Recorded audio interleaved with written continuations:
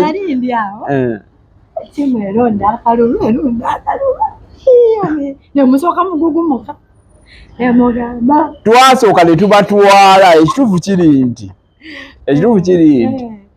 twanoonya akalulu naye ne katulamu naye mwalina ekyenjawulo Florence mukkirize mugane mwabba akalulu tewali awadi sebo ng'omanyi ttiimu gye nalina ku ground ya Rozera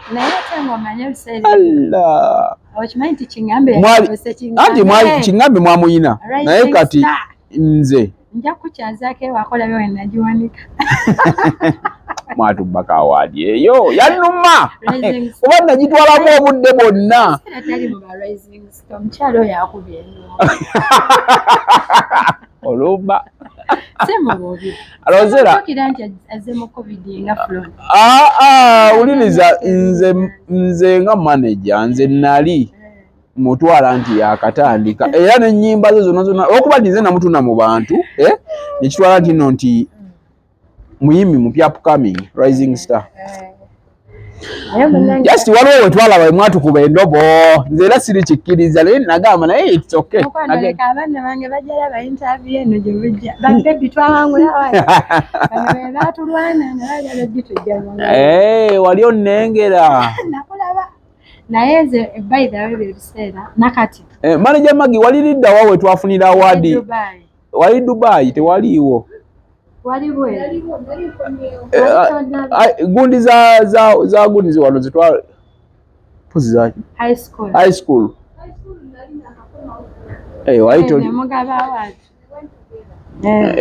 okugifuna awadi yannuma nagiteka musansi yo n'omuyimbi wange agitwale ono n'agitwala senga kale mwatwala talent watch kuba nazombi nazitwala zonna twaziriko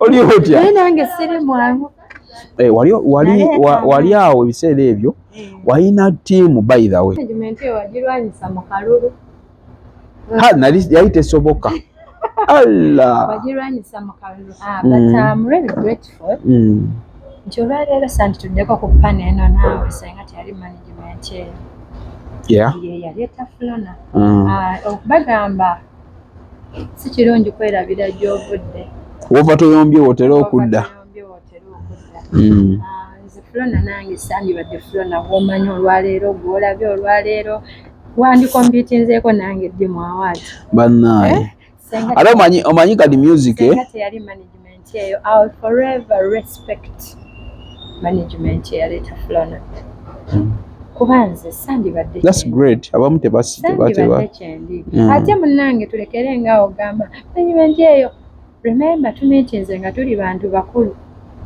ate naawe toba perfect abantu basala omugambo Kampala wonna Kampala basala omugambo nyina ne gwe natuuzako mu interview n'agamba oli mukyala wa mukulu munnange omwami oyo si mubi okwagalibwa ate ayagalika obuzibu obwaliwo teyali wange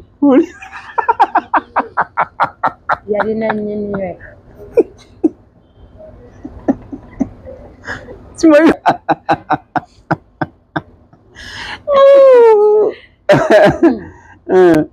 ye musajja omuntu yenna yagadde naye bambi omukisa gwankwata bubi nti teyali wange yalina munneewe so baali basala mugambo naye ate ebyo ebigambo biba unavoidable kuba eno industry nze nange ngiyingidde emyaka kati 2 obeere gwe nga nkusanze n'omuninkiniwo kati is the order of the day nti buli bwe balaba omuyimbi n'omuntu nga musajja abo balabika bali mu mukwano naye mwebale kunjagaliza how I wish yali talina mukyala wandibadde omwekaba ate senga naye yali akiŋŋambye nti anjagala gwe wali okigamba kiŋŋambe akitegedde akayimba konna kalingira abawagizi wali okimugamba naye nala kyogera but the truth is ensi eno ogiraba tetusobola beerawo ngo olwanyisa ebirowoozo by'abantu ate abantu balina eddembe okwogera tosobola bagaana kwogera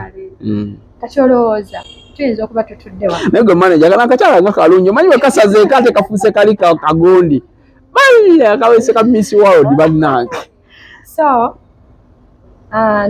bayinza otulaba olwaleero naawe nga buli omu abadde takisuubira nti Florence asobola omumiitinga omwami omu. Nawulira nti oli n'agamba oyo yamuyisaamu eggaali ate togenda mulwanyisa kuba ye ndowooza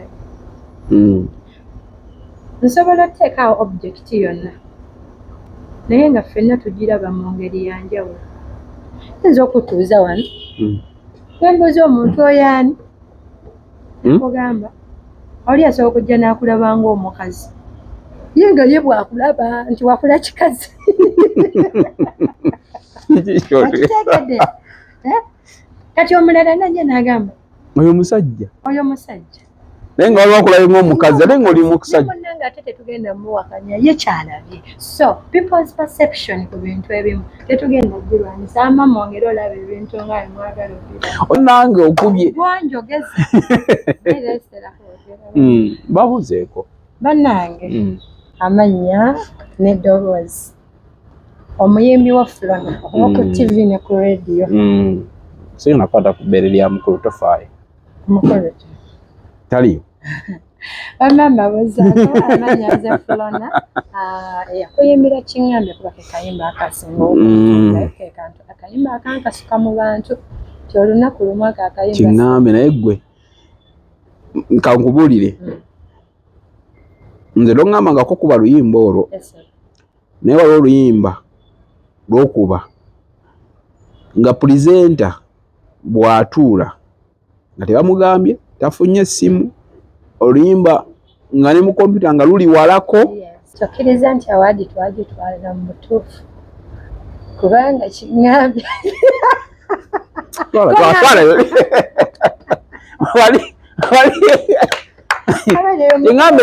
Kingambe lwe luyimba lwe mwagirako lwe lwali nominated.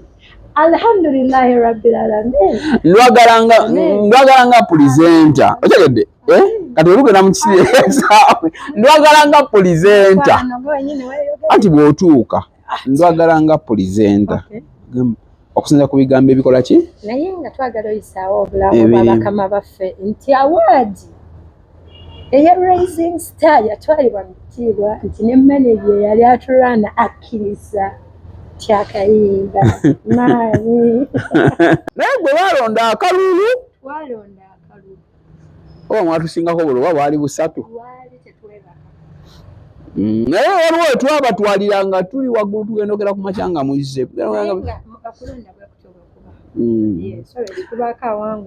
Florence ensi ogisanze otya oli otya obulamu bugamba ki I have a very small circle of friends. Kyekyo kisinga okumpa emirembe nti buli lw'oba n'abantu abakutegeera nga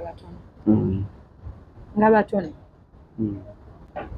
leka mmotoka eyo bosi kiwa emirembe nafuna abantu abo abantegeera embeera zange ebyenjagala n'ebyesaagala kati ate ekyo kimpadde emirembe. Ekirala okwesonyiwa ebintu by'olaba nga tebikugattako nnyo n'obita n'okola ebikugattako so ekintu ekisinga okumalako abantu emirembe nonooza kano oli yanjogeddeko n'omukima n'omukubira essimu we've had enough tuwulidde ebigambo naddala obudde bwe nava mu management awo ekigambo kyatokomoka nono nga n'olumu wabako live z'olaba n'olaba omuntu ng'ayogera ebintu ebitakwatagana nga tabimanyi naye ate ng'omumanyi munange ng'omumanyi abamu mbamanyi ate abamu be tuyita bannaffe kati ekyo kyampa okumanya nti oke olina okuyiga okwesonyiwa ebikuyitirirako and I didn't attack people by the way.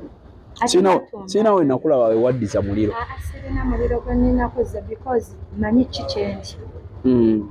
kyendi n'ekituufu ekyaliwo nze akimanyi baate kuboogera tewali amanyi nze nina obbabuulira gwe ne management gw'omanyi ntuuza ayogera kikyamanya ekyali mu contract n'abo abampa obudde nti nno anyway n'abo abawoza ssente mwanteekamu mmeka nti bajjajja bamwe basula babatuga omwana yazanyira ku ssente z'ekika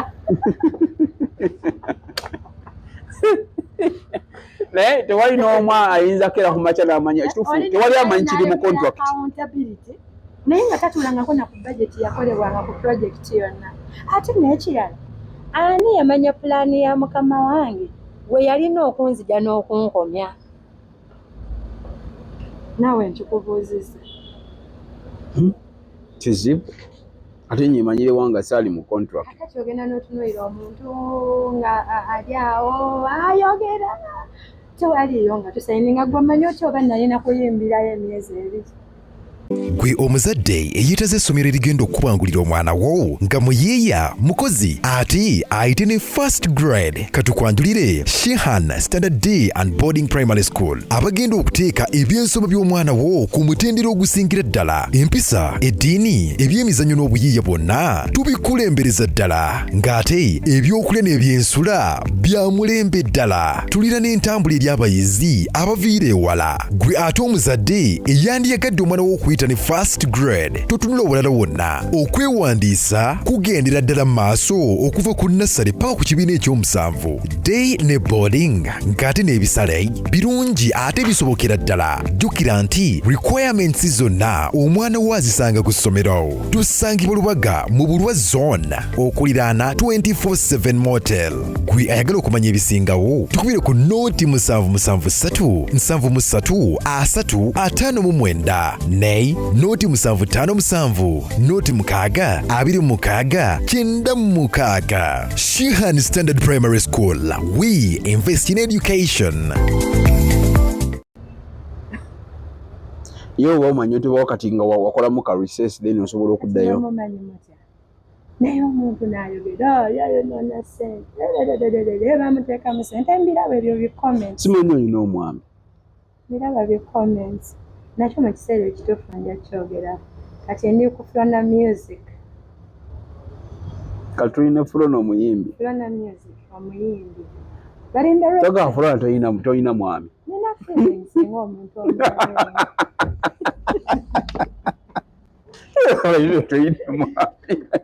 nina feelings ng'omuntu omulala yenna naye sinayagala byogera kontagezesa nawe bakinakwatayo nyinza olangirira nga omuyaye yazze kulaba binakola waliwo omuyaye bagezesanga nange ngezesa naawe oli mu kuzannya nange ngezesanga omuntu gwe bagenze ninatwala buli kijja kusomozebwa ki kosanze sofa ng'ogyeko ekya management kuba twali twawe bitambula nakati twabawe bitambula kino nsiba nkigamba abantu abanjagala ate era mbakkiririzaamu kuba ensi eno tosobola kwagalwa buli omu naye bino mbigamba oyo ayagala Flona era akkiririza amazzi ga Flona. One, ekintu ekisooka kutya Katonda. Sooka otye Katonda nga tonnamanya birungi by'ogenda funa mu kintu kuba yakusobozesa mu buli kimu.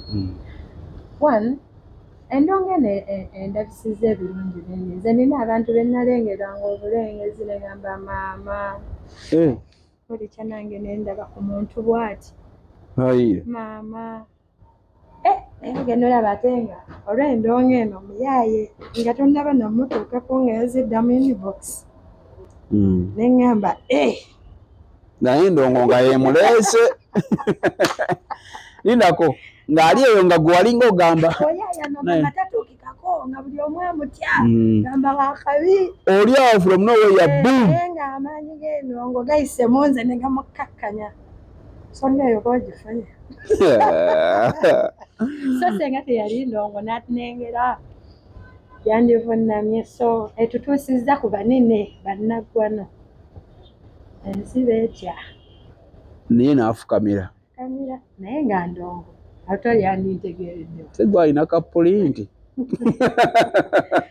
ekirala nange munnange ntuusizzaako mu bifo bye nali simanyi because fe tubadde ne humble background tetubadde nnyo ba planned kids okitegeeze naye nga tufunye exposure ba planned kids mwebali mu Uganda mwebali abeebalaama naye okubeera planned kid kiki kiba kitya obeera otya planned kid beebaliwa nze sibalaba sijja kulimba twagenderanga mu vaali nga tutambuza akagere ne weekoona. Nze nalamuzanga ebigere nga siina nangatto okuva e Nakaseke. Naye ffe twabanga n'engatto. Kati nze nasoma dda. Nze Florence nasoma dda. Naye tokula. Luuzi Owiriba emyaka gy'alina naye gye nnina.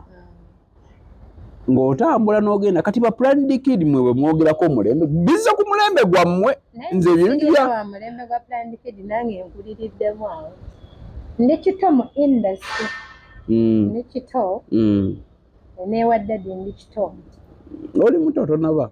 Naye kale let me say tetuli bana ba 2000s, we are in 90s. Okitegedde nti at least waliwo obulamu obutabadde nga buno eno generation abaana be bazaalidde mu 20 mu 2000.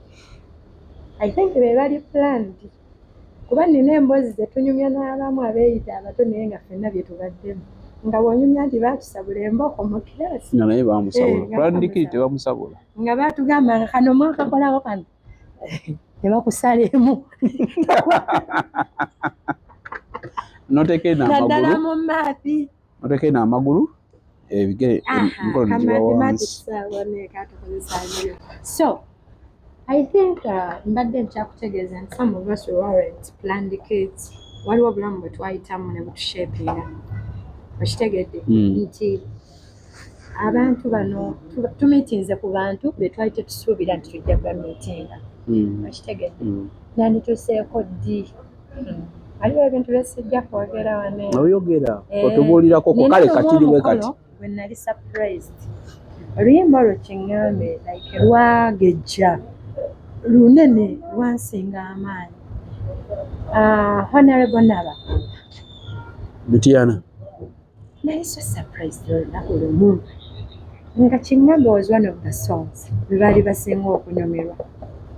Munnange baakola omukolo nga one of their members a celebrating anniversary anniversary ebyo abafumbo bye baddamu ne bakola ki naye ng'oluyimba olwalusinga omunyumira yali kiŋŋambe ne bampa akasente kaali kawera. Nabakooba ye yasurprisinga me because they had never seen me. Omuntu eyo yayimba oluyimba kiŋŋambe. Imagine onayo nga takulabangako akulabikira ku TV. Omuntu eyannoonya Brian Baba ye yankubira n'agamba abantu be batiiba baagala omuyimbi ayimba oluyimba luno bambi Brian teyankotogera yannoonya nagamba fonna jangu. I was so happy. I was so humble. Bakitegeera nti abantu abo babitiibwa engamba bafuna n'obudde obuwuliza ennyimba zaffe nga olwange lwe lumu kulubawo essanyu mu budde bwabwe obw'eddembe. Olowooza nandituuseewaawo senga teyali music. So yali ndongo yekutuusizaawo. Sasula akasente n'enzito nga zinnansanyusa. To my surprise omukyala oli yali wa bbeeyi nnyo naye olwandaba bw'ati bannange n'akaaba amaziga engamba like essanyu. Are you sure? Oh my God. Bino mbadde mbiraba ku bantu balala. Mubaka wa Parliament nga yakaaba. No, like omugolo oli. Yes. Niyo omuntu n'akulaba n'akaaba. Nakamba like oh my God, I have even that video nakatereka. Nakamba like I felt nze manyi ebintu ebimpitirako mba humble. Nengamba Mukama gano si maanyi gange era kindetedde okwongera okukola ennyo n'okukkiririzamu ekyo kyendi akitegedde. So bye birungi badde nkyogera ku birungi. Ebibi ku mwana oyo diehard wa Flona endongo ng'oli mwana muwala is a bit challenging nti oba yatabukamu ebigambo ebimu tuba tugenda fuuka abazadde oba nga ebimu tebinyuma kutereka ku mpewo zino naye ng'omwana omuwala olina okuba nga wekkiririzaamu nnyo mu bintu ebimu. Bangi abakkiririzaamu naye nga tebasobola kimeekinga. Okitegeera kuba mmwe abatuyombako mmwe abaagala oba bammaneja abamu in quotes sigambye buli omu kikubewo ankyerekere kuba okitegeedde. It's the order of the day. Baana bangi abatasobola kuvaayo abaana abawala bangi otosobola vayo to express nti ebiseera ebisinga omuntu ayagala okumanaginga ate ayagala ofuuke mukyalo. Remember omuntu oyo si the feelings z'olina kyova olabamu it ends in tears nti bamala okukola bye bakoze nga naye omuntu interest si yeeyo gwe gye waliko. Tukwaniriza ku Mugisha Nandi Tours and Travel. Oyagala kusoma, kulambulako oba kutambula na mwagalwawo. Tukukolera ku students visa mu nsinga Canada, America, German, Netherlands n'endala nyingi. Ate gwe visa yalema, Mugisha Nandi Tours and Travel ky'ekyokuddamu kyo. Tulina obumanyirivu mu by'okukola ku visa n'osobola okutambula. Tukuwa n'amagezi nga wandyagadde okukolera e Bulaaya. Mugisha Nandi Tours and Travel ekuyamba okkulungamya okufuna obutuuze, tulambuza saako n'okufunira ebifo eby'omulembe aw'okusula n'okukyakalira mu Uganda. Tusange ku Kalungu Building okuliraana City Square, Kampala Road, Level 4, Room 1. Okumanya ebisingawo tukubireko. Funa bulungi Abasajja abaagala okumaniginga basaba nnyo ebisoobooza. Mmwe kuba naawe waliko manager sebo mumaliriza mugamba nzi kutaddemu ate kati olina okufuuka maama w'abaana naye ng'entandikwa wali ku mulamwa mulala. Kati kiki ekikyusa obwongo bwammwe ate ne mwagala ate okufuuka okufula abaana? Mala gwe okimanyi nno kati ate ono nze guest ye host. Kiki ekyagala obafuuza abaana b'abandi bakazi bammwe ng'ate muggira mu bizinesi? Oluusi baba tebalina abakyala naye kati okisanga nga ffe abaafumbirwa edda. Ebyaddala kati ate abaana b'abantu bwe bamala obbagaana ne mugendanga muboogerera ebintu ebitakwatagana. Abamu babalwanyisa, abamu ne bafuna ne depressions ne batadda mu ndongo. And you have that proof because endongo ogibaddemu and you've been a manager n'ebintu byenjogerako obimanyi. Abaana abamu mubatamiza endongo. Abasajja tekiri nnyo, abakazi tekiriimu. Kati omukazi asaba ddi omusajja? Si ennaku zino nga bakambwe nga mwakambuwala mwasalawo. Ebyo sibimanyi naye mukisusiza bamaneja abamu. Kirowoozeeko n'akugamba nti njagala obeere mukyala wange naye nga mbadde mutambuza bizinensi. Ng'olinayo omulala. I'm talking about, because I will not mention names, abaana gye bali out there, my fellow artists ababadde so talented naye ng'ebintu ebimu byebyo ati Ugandans amazima gabakaayirira.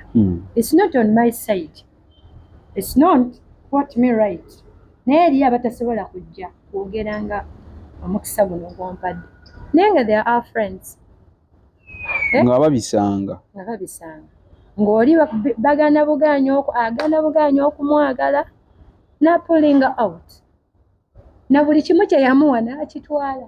Eyo talent n'eyitirawo. Mukyuseemuko. I think muba muzze endongo eno gy'otaddemu ssente bw'ogiwa obudde ezza omuzigo when you for the right procedure. Si wekyo. So ng'oggyeko ebyo kibi ekyo ekirala ekiri mu ndongo ky'osanze? I think endongo yafuuse nnyo eya ssente. Kati bamufuna mpola ng'oli tosobola ndongo. Sooka okwatiriremu buli wamu ssente. Endongo yafuuse ya ssente nti n'omuntu asembayo keebe TikTok. You cannot ask a TikToker nga si kyaliwo, but I'm blessed namonze bakyali bange ng'ajja kugamba ifulona kulaba obuguzi ka data naawe tukole challenge n'otuuka ku mwana n'agamba njagala $100 nga tolina na bizinesi eyingiza migongo nga TikToker. Nga naye endongo oyira ogyagala nejjukira kati TikTok is the trend. Owulira naawe ate mwana TikTok. Omanyi nti kati nowadays oluyimba luba lulina challenges ntono nammwe mwennyini muba mulaba luyimba terwatambudde. Si kuba abategeera music tebakikola. Bannange nze wateri kizibu kyensanzira okunga buli lwota oluyimba n'osooka olowooza challenge ya TikTok. N'ogamba kati ate nina okwegayirira ono baba nyamba onkolereyo ka TikTok. Anti bw'oba tolina ssente nyamba yagenda okukola. Kati abatalina bakikola batya? Anti kye ŋŋambye basooke bakwatirire. Endongo yafuuse ya ssente. Ate sigambye bonna. Ne bafuula. Okitegedde? Abamu abaana bajja line ya business. Mwe mutambulako. Alabye ofuuse wakabi nnyo agamba nze nkuwanise. Muba temwakola contract. Nze nkuwanise ate mbuuza mmwe muba temwakola contract n'abayimbi.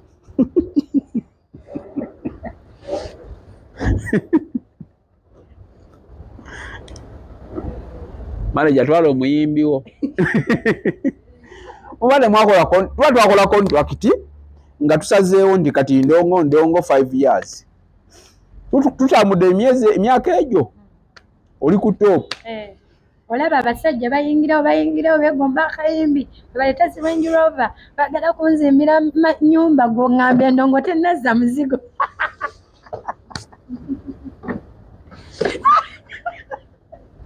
Oŋŋambye endongo tennazza muzigo.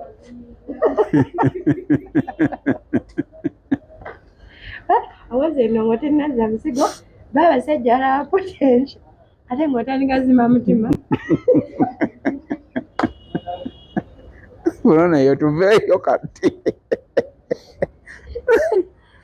Nina wenengedde eyo tuveyo. Bikyebyo bye muba mukola. Kiki ekiddako Nfulona Music? Ate nga oli serious nyembi. Nkonye nnyo kugumba. Nze simanagingako muyimbi okuleka Rozella nali muyambako buyambi. Bannange muddeyo mu interview eno ng'etandika omukulu yatugambye yali manager. Rozella yalina omugagga we yali manager. Atandise obivaamu. Wuliriza nti Rozella yalina omugagga bali bamuyita Salongo Bike wamuwulirako? Asali anoonyereza ku bantu. Salongo Bike muyimbi. Salongo Bike muyimbi. Kati ye yalinga ateekamu nga tukwasaganya nga nze ni manager. Ntende? Era nze nakolera contract bwe yaggwako. Kizze tetugamba ku bagagga ba director twogera ku ba manager nga bwe wali manager. Weewala abafere leka nkwanjuli Ham Connect UG ye company egenda okufunira omulimu ebweru w'eggwanga. Tulina emirimu egy'abawala n'abalenzi mu mawanga nga Iraq, Saudi Arabia, Iran, Bahrain, Qatar n'amawanga amalala mangi. Wano ku Ham Connect UG tutunda n'okugula emmotoka ssaako ne airport taxi. Gwe omwana ow'obuwala olina passport oba tolina jangu ku ofiisi zaffe. Ham Connect UG emirimu gy'abalenzi nagyo tugirina nga ba security guards, ba cleaner, ba housekeeper. Gwe ayagala okumanya ebisingawo tusange ku FB Tower Building ewa Bakuli room number C03 oba tukubire ku namba z'essimu zino noti 753936 ne noti 7551559193. Ffe aba Ham Connect UG tutuukiriza ekirooto kyo.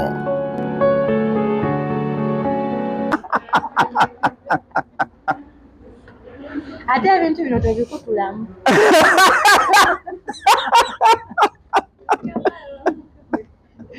Ebintu bino tobijjaamu manager.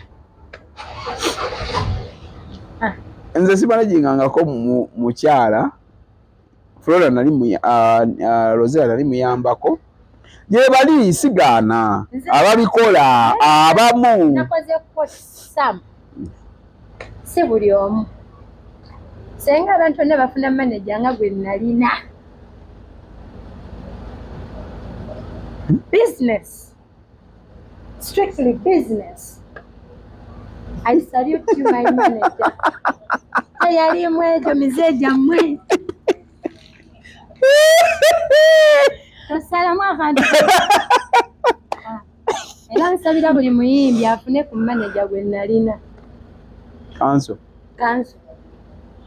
Naye gwe n'omanaginga Rozella n'otandika kutulwanyisa oyagala nalyako kusereza kanso ezakiŋŋambe. Teri muntu atalya kusente naye nga kiba kirungi nnyo okusiima ate n'entamu gye wali okoze eki gye wali ofumiddemu tekifuuka kitamutamu.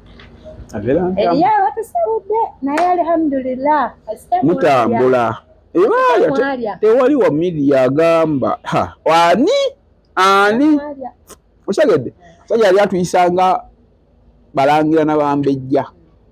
Munaye waliwo n'abafuna omukisa ne balinnya ennyonyi ne bagenda e Bulaaya n'abateekamu. Ayo besala kwogera. Naye nga kati ongambye ekyenzizaawo. Nzizaako Flona Music. Limba kyolupya lwoyina. Oluyimba olupya lwe nina. By the way, okuva nava mu management naakate ennyimba 3. Ani akusaamu ssente Flona? Nze ndi mukazi mupambanyi era bw'oba onoonyereza mu media ffe tulumba ne twetwalira endongo ne nkugamba munnange yenze yamba because when you start to carry your own water abayo no manage omanya so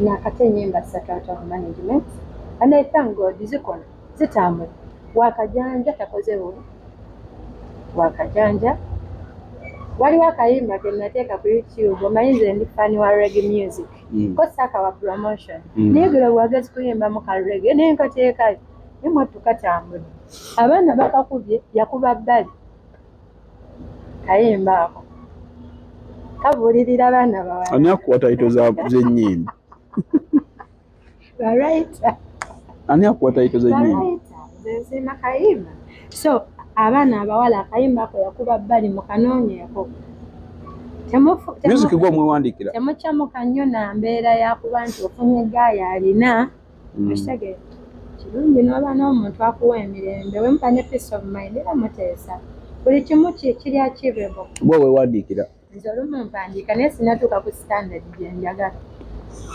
naye mba ne idea nendiwa omuntu ne tugatta obwongo twogere ku federation oli mu federation kasooke njogere kayimba kange akapya akayimba kange akapya bakayita ngukuwe omukwano ngibawula abawagizi bange abafulana kawandiikibwa omwami Songbo is a very good writer by the Songbo somanyi mumanyi ne kaproducingibwa Gizzy is one of the bonamba manyi new producers wadduseeyo otya ate then Ziga Pix yabadde ku kifaananyi n'akituuzaamu abadde ngamba federation ziga wetwabeera mu kalulu ako nako ziga oli muwala we si ekyo Ziga taata yali ziga kambireke bale ngamba federation twogere ku federation oli mu federation nkozi kyekibiina ekigatta abayimbi ate nga nange ndi muyimbi kati mwoli koshoni ebafana buli kintu kyonna ekinwalira rights z'abayimbi nkisapooti waliwo abayimbi abakyala ku platform eno naye nga tebali nagamba sikitegeera olwo gwe nabuuzaako actually namubuuza mu studio nangamba bye biki nga sigitegeera nze anything that is nga kozi yakyo esupportinga mulimu gwange because obuyimbi gwe mulimu gwange I'm an artist and federation is fighting for our rights akitegeera ffenna tuli baana music tetumufunamu but it's fighting for our rights so as long as ekibiina kirwanirira omulimu gwange I'm supporting oba kiriwa as long as balwanirira omulimu gwange ngufunemu so abali balesewo embeera nti federation beenonyeza ssente bali mu byabwe naye nga oba oli awo erina ekigendererwa kyayo abakolera obwereere tebaliiyo kati nabo babaleka banoonya byabwe bwe tuli akivinga balijja ne celebrate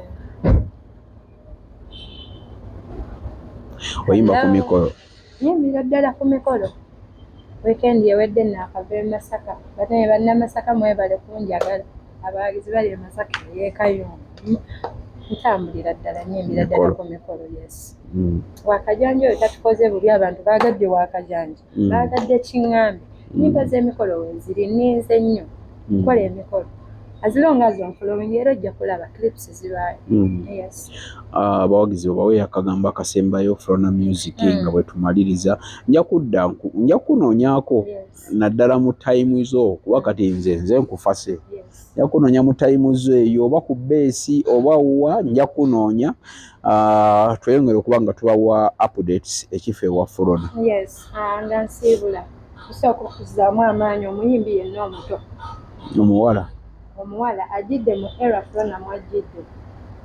Waliwo ekizibu abantu abamu kye bafuna nti management bw'egenda they lose hope. Era batono ababeerayo ebiseera ebisinga. Nze wendi. Be aggressive. Wekkiririzeemu kye kintu ekikulu. Ekirala ekintu ekisinga tumalamu amaanyi bannange tuwuliriza nnyo ebigambo. Gundi yanjogeddeko baŋŋambye era ate nze nawulira ekigambo ne kintuuka wano. Kati notuuka nga tokyakiwabudde. Ekyamala okuntuuka wano ekikulu kye nakola nenjizezema ne kiggwa mu mutima gwange. Ne ŋŋamba ku bigambo ne kaluya kiki nsinga okwagala. Bannange nga njagala kaluya yaali. Bakwogerera. Ebigambo byayitingana naye ate munnange bwe natunuulira ebigambo nga sibijjaamu kyakulya na rent. Ensooka mbiwummuza wali.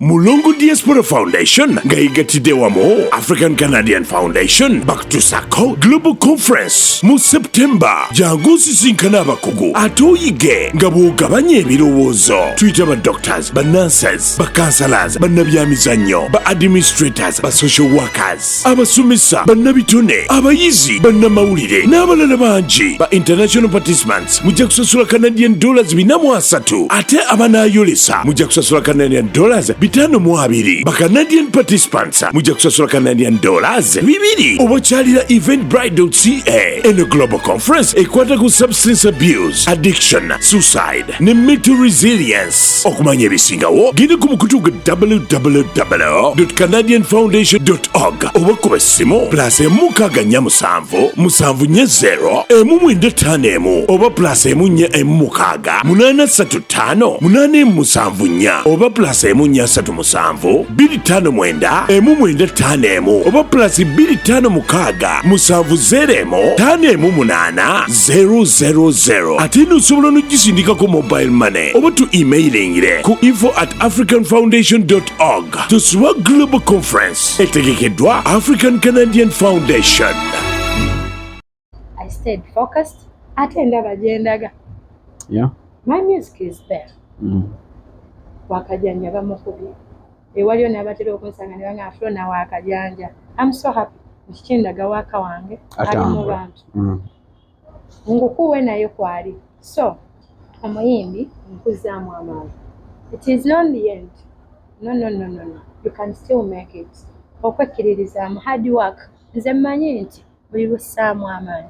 Kyosiga kyokungula. Flona ku kino ekyabamanager bali kati nnyo bano bamanager abamala ne beefuula abamu naga njagala obeere mukyala wange. Kati abasajja obawa amagezi ki? Bakole ki bw'abanga like asigadde agamba Flona naye. Yeah, I would advise. But tuba tuli mu contract wano. Njagala ne kati kako tukateekemu nti nkumanaginga nga mukyala wange. Hey! Ontegedde. Tewekubira ku saidi ya musajja. Omukazi gwe kisobola okubanga anti mukyogereko senga mukikkiriziganyako ng'onakkiriza nti ofuuke mwami we. Ate binyuma nnyo nno mwatunga omwami yakumanaginga. Muba mwetegeera. However, it's challenging. Nze omusajja gwe njagala nga managing. Biba funny. Kuba ate olumu bandowooza tuli mu kusaagirira. Omanyi abayimbi ffe tulinamu ku mputu. Olumu tulina eggume weetaagamu ku muntu nga naye zaavaako ng'alina lowe tayagala mmanya. Business. Nomanyi kye kitegeeza nga bba waakugamba va mu buliri olina show.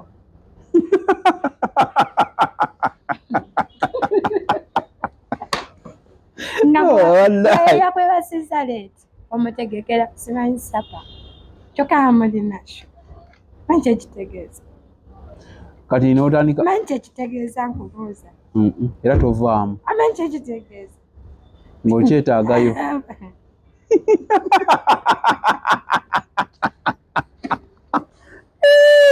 I really advise business, every business, strictly business. Eri abamu nga kibangwira. Eri abalyokke nakyo. Naye nze ngamba gwe nga abadde ambuuza gwe manager mukyogereko. omuntu waba tekiri wangi bayinza oba ku 10 nga kuliko abantu nga 2 nga bona industry nawe manager kati gwe manager kati tontunulira amaaso tunulira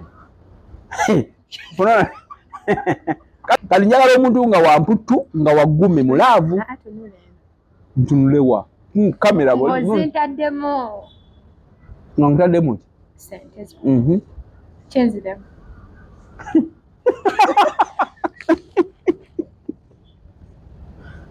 atiteddemu kwekazakazi oyagala okuteekerateekera omukolo ogw'obuvunaanyizibwa ngenda mu bannaffe aba Top Care Restaurant abasangibwa e Nalukolongo ku kizimbe ky'Amakanga wano ku Masaka Road nga balina abafumbi abatendeka obulungi ate nga bateekateeka emikolo egya buli kika. Bannaffe aba Top Care Restaurant bakola ne outside catering saako ne delivery. Emmere ekutuukako awo wennyini w'oli. Kola order yo kati opiyo kuba ku nnamba y'essimu eno bakubire ku noti 7 noti 1 25 25 oba noti 772 bannaffe aba Top Care Restaurant bakola omukolo gwo n'otaguddamu.